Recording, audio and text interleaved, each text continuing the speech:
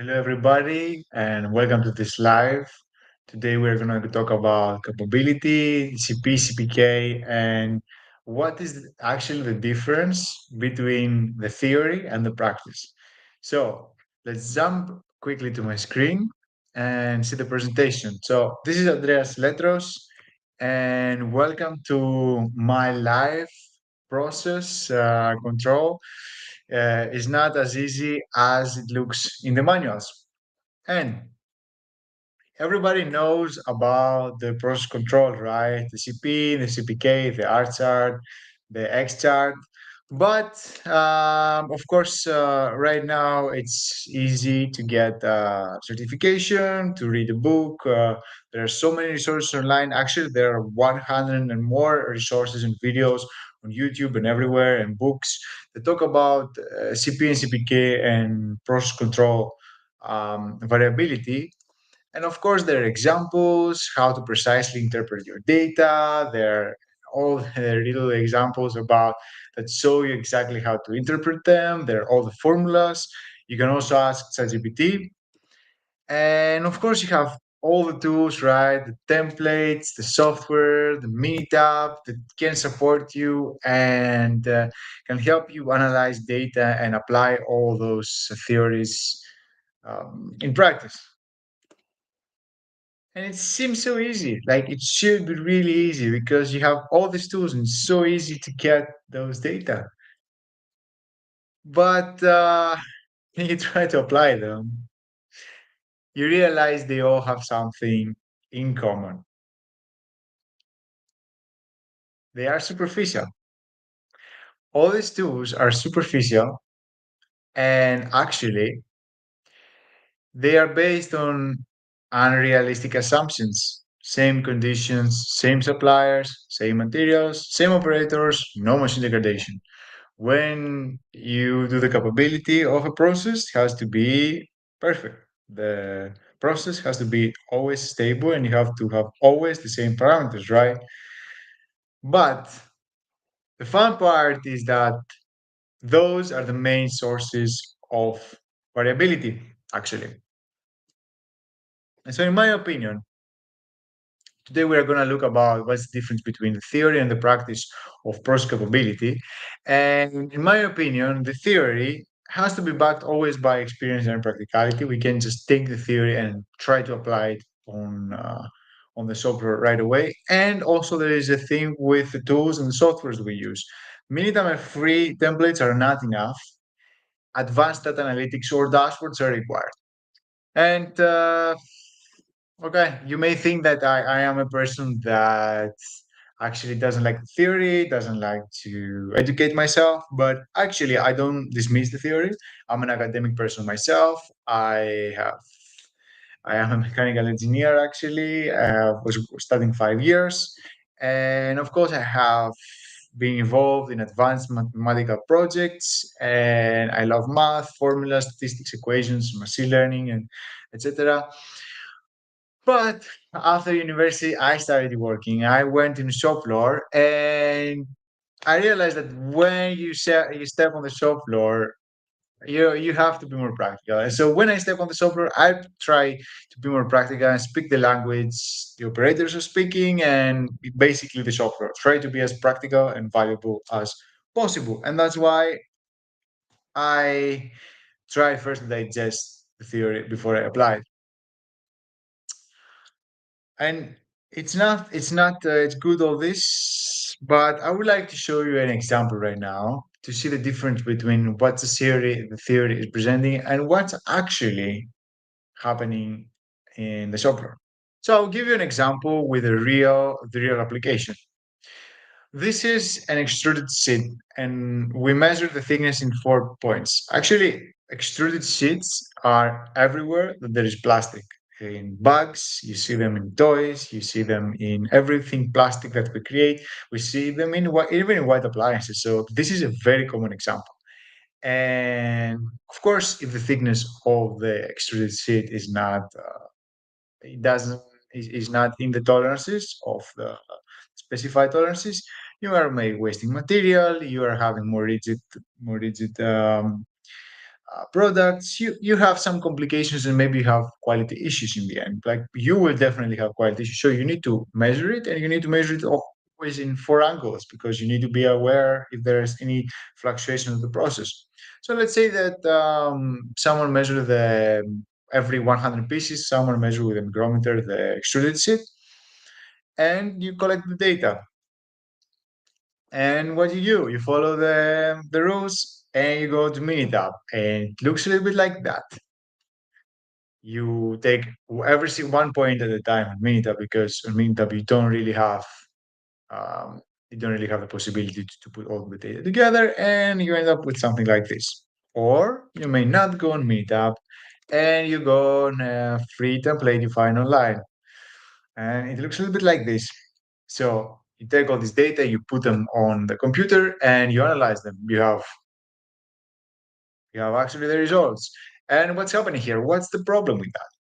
You see very nice graphs, you see beautiful designs. It's you're technically correct. Like nobody's gonna arrest you. Actually, it's like you're technically correct. You're perfect. You're according to the theory. Nobody can say anything about your practice. But does it bring any? Let me show you again my screen. Like, does it bring any value? All this thing, or just because what I see from all the analysis I've showed you before, that you analyze all the four different points separately on Minitab or on the template, is that there's not real story, nothing concrete to explain. Operators, okay, that's a big one. Operators do not really understand it. Operators are practical and they barely understand histogram. Okay, you you show them formulas, you show them equations, you show them weird graphs, and they get lost. Okay, they lost themselves. Or is it oversimplified? Is it just on the surface and doesn't really give me any real insights? And another big thing about the analysis I did before is that actually it takes too much time to analyze. And because every time you want to do the analysis, you actually have to copy paste the data every single time. So if you do it once a week, you copy paste the data and you repeat the analysis once a week. Manual work, right? Okay. So what do we have to say here? What is my proposal to that? What's my proposal so that we can have a story so that the operators can understand we are in depth with our root causes. We have something concrete to explain, and we spend as little as time possible on the analysis. What's my proposal in theory? First and foremost, we have dashboards or we have a tool that takes the data automatically. So we don't really have to do the copy paste. And for this, I personally use Power BI, but there are so many tools out there. You can use Click, even Excel can do this work. But I personally use Power BI because I don't want to copy paste manually by myself. But this is the technical part. What I usually do when I work with this type of data, first of all, we say that we collect the data from the four different points, the four different angles, and we want to compare the four different positions. And what happens here is that we see the four histograms, and it's so obvious when we compare them that the the angle A is not inside the tolerance. So we need to attack the point A and leave everyone else alone. And when we concentrate on point A, what we want to do is to do exactly the same analysis, but all the variables. So we will quickly understand what's happening and we can quickly do the modifications that are necessary. For example, we can analyze by supplier. Okay, supplier A. Okay, it's good. Supplier B. Let me make it bigger because nobody can see it right now. Okay, let's say like supplier A, supplier B, or supplier C. Supplier A and supplier C, they're pretty much good. Supplier B maybe has the material has a different viscosity. Maybe the material is less quality or bigger quality. Maybe it's quality B, and it gives me some fluctuations. It's not the thickness that I'm waiting for. It's a little bit less thick. Or we analyze by recipe. we compare the different recipes. It's much quicker to understand that the recipe A is behaving different than the others, or the different shifts, because maybe the shift one has different recipes or settings than shift B. So we compare the different ones, and we understand that shift B has different settings. So by comparing, the comparison can say a very quick story without being too complicated. It tells me if I just find a way to compare all the different ways that all the different parameters that affect my production and my process and my final product, it's easier to say a story in a way that operators can understand it without even touching formulas yet. Now, let's start with the formulas because I really like CP and CPK. Okay, but I don't like it in the way that usually see it used. Okay, if I have to be honest, like in real life, it's difficult to reach CPK higher than 1.33. And yes, there is the theory, but in real life, sometimes it's difficult to reach 1.33. And actually, it's difficult, and it's possible to reach it when the process is simpler. But if the process is becoming more and more complicated, then it starts becoming more difficult. So I don't get so obsessed about the formulas when I use them, but I use them to speed up the analysis. What do I mean by speed up the analysis? It's just a formula. I can use it as a KPI with the sense that if we see again the four different graphs that we were seeing before, you see that the CPK is a great metrics. It shows me where to put my attention. Look at my screen now. You see that when I have the histogram that more outside of the tolerance has a CPK much lower than the others. So if I just look at the CPK, if I just wait a little bit, if I just look at the CPK, actually I'm able to understand quickly where the histogram is going wrong, which dimension to focus on the most. So I use this thing in my advantage. So instead of looking at every single histogram and every single graph that I'm producing and all my different angles and all my different variables, I do something like this. What do I do? I create a summary table that can quickly identify the bottleneck. So I have all the different positions and I have all the different recipes, and I create a nice table. And in this table, I show the CPK with the colors. And I see that just one has 0.12 CPK. And I go there and I understand the histogram is wrong. So I know that I have to focus on position B, recipe one. And that's it. All the others are much better than this one, but I have to consider this one. And actually, it's presenting it in this way. I have to say that it's much easy to explain everything and the formulas in people that don't really understand, because actually you tell them here, okay, this is green, this is red, this is orange. So focus on the red, and the red is CP 0.12. So this is how I like to use my CPCPK without getting obsessed over the formulas and over the 1.3. Of course, for everybody that knows the theory, 1.3, yes, it's important. But I like to use it also as a way to speed up the analysis and use it as a KPI.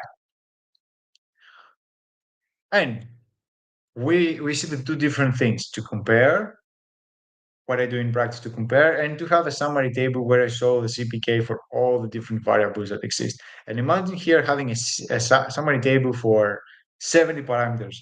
That actually works, because if you want to compare the measurements from different positions, different recipes, different sheets, the different operators, the different materials, you may end up having a huge table. So having the CPK and different colors for the CPK, someone can easily and quickly identify where to put attention, click, see the histogram, and then immediately try to solve the specific issue instead of going broad.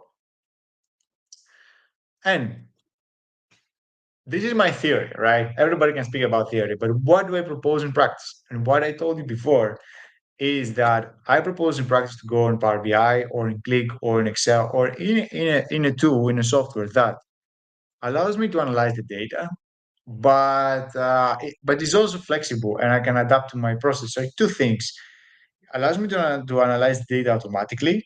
Okay, so that I don't have to manually bring the data on Minitab, and then the next week do again the same, and then the next week do again the same. Something that I can do automatically, like a dashboard. Another thing to be able to be very flexible and apply this job on my on the theory I presented. And how do you use this theory? So here in practice, this is the way I work. This is what I have built with Power BI. And as you can see on my screen here, this is an SPC I used to give for free. I don't do it anymore. And this is how mainly I work. I apply this theory on Power BI. And what we can see here is that we analyze a particular um, product. It has more measurements, and it's not just a sheet. It probably has like diameters, hole positions, etc., in different positions. And what I do is that I go with a V-hole position and I analyze by every single model: model A, model B, model C, model D, and I try to compare with them. And I do this comparison. In this case, I can analyze by shift or by line, and then I do the summary table where I have CP and CPK, and everybody can quickly understand if there is any model or if there is any recipe that requires attention. We have the same in box plots. Again, the same thing. Some people like the histograms, some people like the box plots. I prefer the histograms, but also the box plots are very good at giving us the comparison. And of course, when I find that um, there is one particular recipe or there is one particular graph or there is one particular model that requires attention, then I go to the X and R chart. Then I go and start with the XR chart. But I don't start with the X and R chart before I do the analysis. I do the X and R chart when I have all the information I needed and I understood the basics and I understood where I need to put my attention to. And here's something that I use, the XNR chart for the specific model or for the specific measurement that requires attention so that I can understand if there is a problem with time, if there are any variabilities, if there is something that there is a trend probably. And then I try to work on that. And of course, I like also to analyze with trends, with time, so I can see that maybe when I don't know, maybe there is there incongruencies after break or only in the morning or only in the afternoon or something like this. For example, when you see the screen, you understand that there is something that happens in the end of the day or in the end of this period. So this is where we have to focus on. This is the analysis I do. I do this one in Power BI. I used to do it for.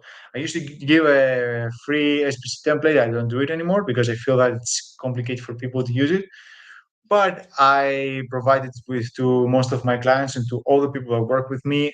I provide them with the same structure. And so, if we want to summarize what we said today and what I believe in, here I am again. If you forgot how I look like, what I see is like just theory for me is trash. If you just have theory, you don't really and you don't really apply it, you're just a mathematician or an academic. You can't apply anything to the shop floor. Theory and practice is very practical and you can definitely use it, and you can see many of the old engineers have this thing and it's really incredible and it's very practical. But if you have the theory with the practice and the data analytics, here's the real money. Here's where you can solve a lot of problems quickly, and here's where you can apply all the things that they are said in the theory, which are amazing and they're created from a lot of experience, and you can apply them quickly and effortlessly and without spending so much time. And that's it for now. That's it for this presentation. Of course, let me know what you think. about the topic. If you like to use the theory, if you don't like to use the theory, if you use Power BI, if you don't use Power BI. And I would like to close with a quote from Alex Hormozy, which says, "The faster you chase success, the slower it seems to arrive. The slow way is the fast way because the fast way never gets you there." And why did I point that Alex Hormozy is more about business? But why I say that other people, when people are failing to apply the theory, is because they just read something and they take their certification and they say, okay, you know what? Let's quickly try to bring it on the software. Let's quickly bring it in practice. And that's when they say, yeah, Minita or free Excels or free samples or free templates or things that are ready. And this is the quickest way. They want to, oh, yeah, just we learn something and quickly apply it because we take something ready and we try to use it. And this is gonna, and according to Hormozy, this is something that of course, it takes much slower because if you take the long way to understand the theory and then try to study your process and then try to create the software and the program and the data analytics tool that is going to adapt to your process and is going to help you see the data quickly and is going to give you only the information that you need and that operators and everybody that works on the software can understand. This is the slow way. This can take some time. This can take some effort. This may take some investment, but this is the only way to really apply this theory and to really use process control on your favor. So, da-da-da, we've finished another live. Thank you, everybody, for attending. And I will wish you a very nice day. And I will see you in the next live, which is going to be the next week. So, bye bye. And thank you very much for attending.